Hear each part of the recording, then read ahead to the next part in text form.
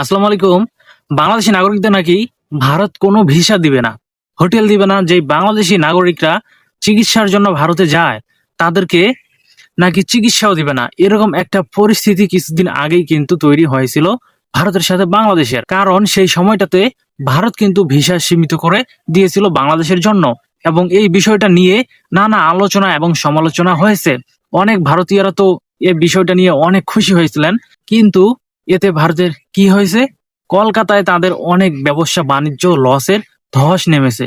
ভারতের পররাষ্ট্র সচিব বিক্রম মিশ্রি নয়াদিল্লির সাউথ ব্লকে ডিপ্লোম্যাটিক করেসপন্ডেন্ট অ্যাসোসিয়েশন বাংলাদেশ ডিকাবের প্রতিনিধি দলের সঙ্গে মত বিনিময় সভায় তিনি এই তথ্য জানান যে পররাষ্ট্র সচিব বিক্রম মিশ্রি বলেন, বাংলাদেশ ভারতের একটা বিশাল ভিসা কার্যক্রম রয়েছে।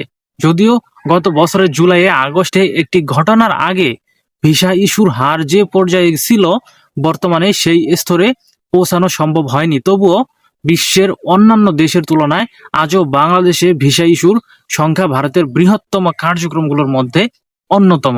মানে তিনার কথা হিসাবে একটা বিষয় আপনারা বুঝতে পারতেছেন যে কিছুদিন আগে আমাদের অন্তর্বর্তী সরকারের সাথে যে পরিমাণে ভারতের একটা সম্পর্কের একটা টানাপোড়া চলতেছিল, সেই সময় কিন্তু ভারত কিন্তু নানা কিন্তু বাংলাদেশের বিরুদ্ধে পদক্ষেপ নিয়েছে, এবং তার ভিতরে অন্যতম একটি পদক্ষেপ হচ্ছে যে ভিসা। তারা কিন্তু ভিসা কিন্তু অনেক পরিমাণে কিন্তু কমিয়ে দিয়েছিল বাংলাদেশিদের জন্য, যাতে বাংলাদেশিরা চিকিৎসা অথবা পর্যটন খাতে তাদের দেশে যাতে ঘুরতে না যেতে পারে।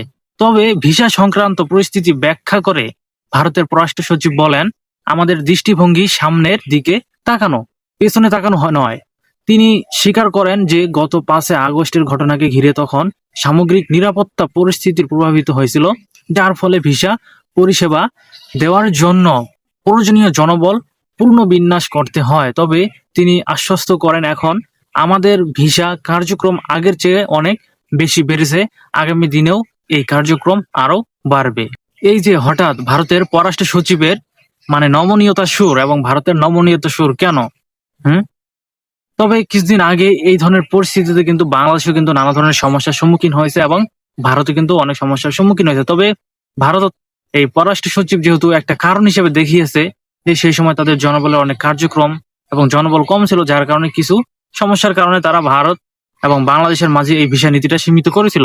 কিন্তু কার্যক্রম ভাবে এখনো কিন্তু সেরকম পরিস্থিতি রয়েছে, তবে কিছুটা কিন্তু সংশোধন করেছে ভারত।